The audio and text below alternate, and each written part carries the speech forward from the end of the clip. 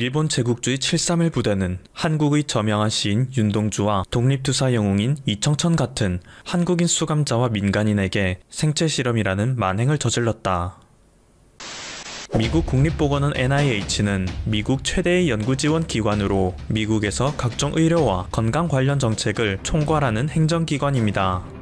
2019년 한 해 동안 무려 30만 명의 과학자들에게 40조 원을 지원하였죠. 그리고 이 연구비를 지원받는 과학자들은 매년 수차례 특정 교육을 수강해야 하는데요. 이 교육의 일부인 윤리교육 파트에 일본 731의 만행이 실리게 되었습니다. 서구권 사회에서 아우슈비츠 수용소를 모르는 사람은 거의 없습니다. 하지만 731 마루타에 대해서는 아는 사람을 찾는 것이 더 힘든데요. 미국에 거주 중인 조박 교수도 이 사실을 알게 되었습니다. 때는 2014년 조박 교수가 록펠러 대학교에서 연구원으로 있을 때의 일입니다. 그도 역시 NIH의 지원을 받고 있었는데요. 어느 날 그는 윤리교육 교재를 읽던 중 이곳에서 독일의 만행은 적나라하게 기록되어 있음을 알게 되었습니다. 종전 후 이것에 연루된 독일 과학자들이 모두 전범으로 처벌되었다는 사실 또한 상세히 기록되어 있었죠. 하지만 일본의 731에 대해서는 단 한 줄의 기록도 없었습니다. 1932년부터 2차 세계대전이 끝나는 순간까지 일본군은 만주 일대에서 생화학전 부대를 운용하였습니다. 그것이 바로 731인데 일본어로 통나무를 뜻하는 마루타라는 단어는 무려 3천여 명에 달하는 조선 사람들과 중국인들을 지칭하였습니다. 세균 감염에 대한 실험, 극한 환경에 대한 노출 등 그들은 아무런 안전장치도 없이 무방비로 실험 대상이 되었죠. 아무런 마취도 없이 각종 외과 수술의 대상이 되는 경우도 빈번했습니다. 전쟁이 끝난 후 이러한 실험 기록은 폐기되기는커녕 오히려 깔끔하게 정리된 채로 논문으로 발표되었고 일본에서는 관련자들의 공적을 치하하였습니다. 미국에서도 이들의 자료를 탐냈기에 모종의 거래를 통해 그 자료들을 넘겨받았고 이 문제를 공론화시키는 것을 피하였죠. 때문에 NIH의 윤리교재에도 독일군의 만행은 기록되어 있었지만 일본군의 731 만행은 전혀 흔적도 찾을 수 없었던 것입니다. 하지만 한국인으로서 그들의 만행을 낱낱이 알고 있던 조박 교수는 이것이 잘못됐고 바로잡아야 한다고 생각했습니다. 그래서 그는 NIH 담당자를 찾아내 731의 만행도 실어야 한다는 메일을 보냈죠. 하지만 아무리 시간이 지나도 답장이 없었습니다. 그는 곧 그의 메일이 무시당했다는 사실을 알게 되었죠. 보통의 사람들이라면 이때 나의 영향력이 크지 않기 때문에 무시당했구나, 이 사실을 공론화시켜서 사람들의 힘을 모아야 해 라고 생각했겠지만 그는 달랐습니다. 공식적으로 문제를 제기하면 안 돼. 일본 정부 또는 일본의 우호적인 집단이 이 사실을 알게 된다면 외교적인 문제로 번지는 것은 물론이고 목표한 바를 이루기 전에 제동이 걸릴 거야 라고 생각했죠. 그는 최소한의 인원으로 이 문제를 파고들기로 생각했습니다. 펜실베이니아 대학의 연구원인 그의 어머니 박인혜 씨, 같은 대학교 의사이자 연구원인 그의 형 조인 씨, 하버드 대학 의대 교수인 조윤 씨, 엘리트만으로 구성된 그의 가족들과 함께 731의 자료 수집에 착수했습니다. 명백히 객관적인 자료를 지속적으로 들이민다면 NIH도 결코 무시할 수 없을 거라는 생각이었죠.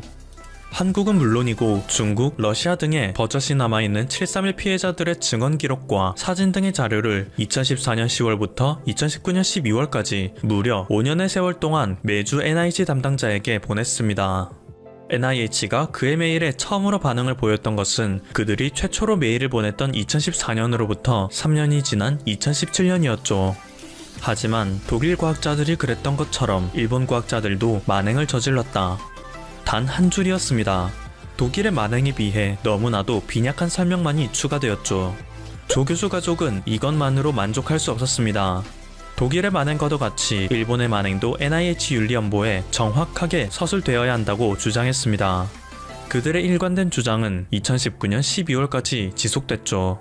결국 2020년 1월 1일 NIH 연구윤리연보의 1932년부터 1945년의 섹터에 일본의 만행이 정확하게 실리게 되었습니다. 그리고 이 소식은 일본에게도 전해져 그들에게 큰 위기감을 심어주었는데요. 이를 접한 일본 네티즌들은 애써 현실 부정하는 모습을 보이고 있습니다. 270회 이상 이메일을 보내서 수정을 요청했다고? 단순한 클레이머잖아. 이게 단순한 소설이라는 것을 조선인들은 언제 이해할 수 있을까? 그래서 증거자료의 링크는 어디 있어? 270번이나 항의를 했던 건 미쳤다는 말 아니야? 한국인들이 얼마나 음침한지 알 수 있는 에피소드네. 한국에서는 270번이나 메일을 보내는 게 일상이야? 반일이라는 망상에 사로잡힌 괴물이네. 731은 한반도 원숭이 파크의 질병으로부터 일본을 보호한 수의사 부대라고. 그냥 미국에 있는 한국인들이 미국에서 반일 활동을 했다는 기사네. 731의 대상자는 중국인, 만주인, 러시아인이야. 조선인은 피실험자에 포함되어 있지도 않아. 조선인이 우리의 땅 다케시마에 무슨 일을 저지르고 있는지도 교과서에 실어보자. 상대방을 칭찬하기 위해 해외에 나가는 한국인은 없지만 괴롭히기 위해 해외에 나가는 한국인은 정말 많아. 이게 한국인의 민족성이구나. 역시나 역사를 조작하고 일본 때리기에만 집중하네. 언젠가 이 거짓말이 모두 들키는 날 세계 사람들은 한국의 추한 모습을 알게 될 거야. 지금까지 퍼플튜브였습니다. 여러분의 구독과 좋아요 그리고 알림 설정은 컨텐츠 제작에 큰 힘이 됩니다. 감사합니다. 지난 5일 일본의 한 트위터 계정에 케냐에 머무르는 일본인 친구의 이야기라는 글이 게시됐다. 케냐에서는 이미 국제선이 모두 중단돼 발만 동동 구르고 있던 일본인들을 한국의 전세기에 태워주었다는 글이었다. 작성자는 멀리 아프리카에서 꼼짝 못하는 일본인에게 옆 나라니까라고 말을 걸어주는 한국이 너무 고맙다라는 소감을 남겼다. 한국의 도움으로 일본으로 돌아갈 수 있었던 사례는 케냐뿐만이 아니다. 필리핀, 카메룬 등에서도 항공편이 없어 발이 묶였던 일본인들은 한국의 전세기 덕분에 일본으로 귀국할 수 있었다.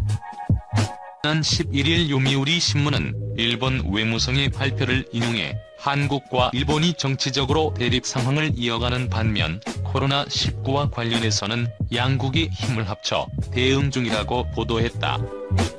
실제로 양국은 귀국 희망자가 적은 해외에서 자국민 귀국에 공조하고 있다. 이런 지역에서는 비용 부담 등의 이유로 단독 항공편을 확보하기 어렵기 때문이다. 이에 지난달 31일 마다가스카르에서 출발한 한국 정부 전세기에는 일본인 7명이 함께 탑승했다.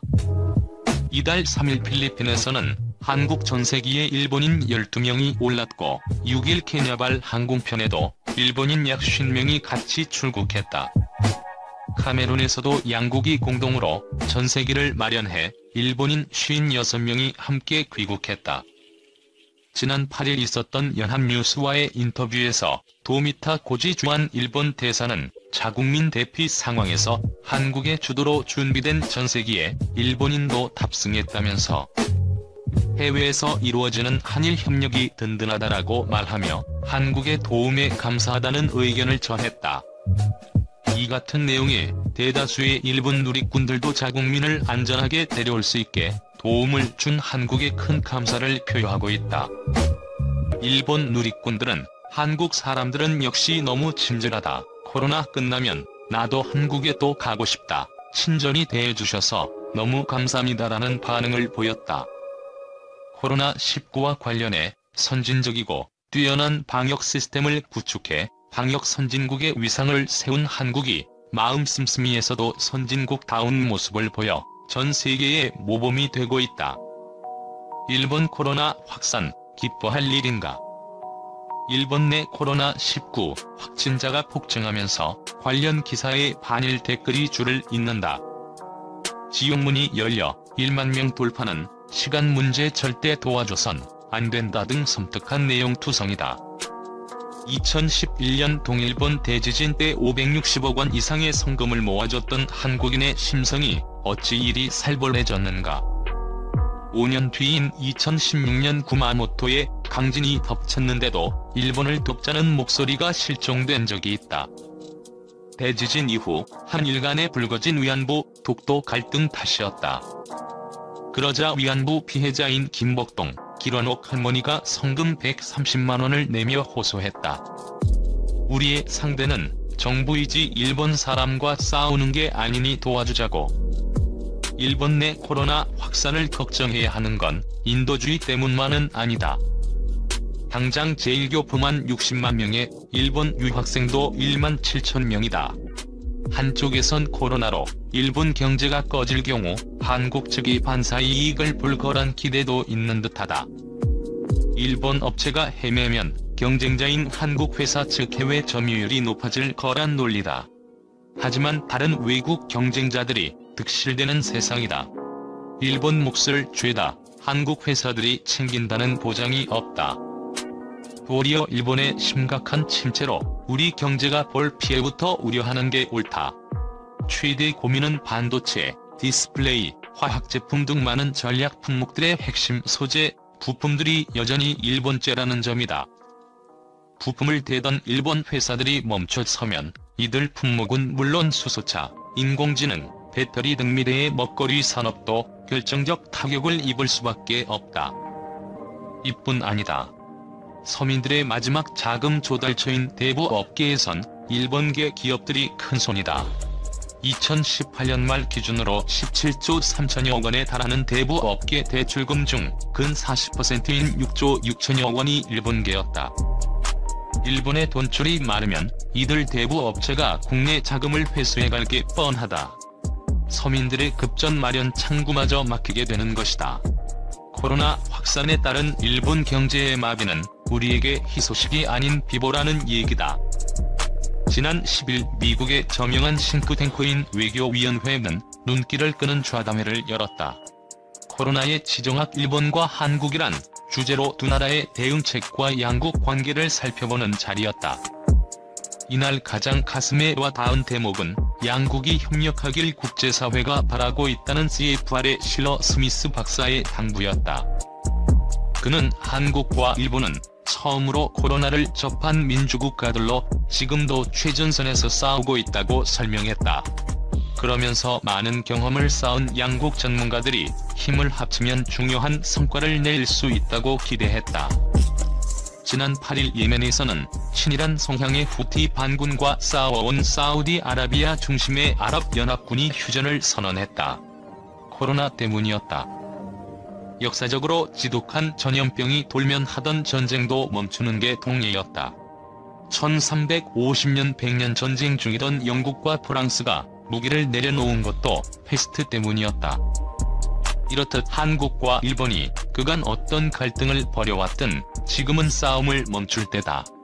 아베 정부가 초기 대응에 실패해 확진자가 급증하고 있지만 일본은 분명한 기초의학 선진국이다. 2012년 이래 노벨 생리의학상 수상자를 4명이나 배출했다. 지난 10일에는 코로나로 수요가 급증한 에크모의 휴대용 모델이 오사카에서 공개됐다.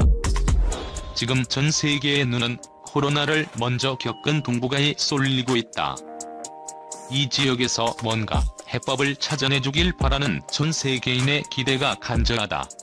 그러니 정부가 앞장서 한일 전문가들이 협력할 수 있도록 길을 터줘야 한다.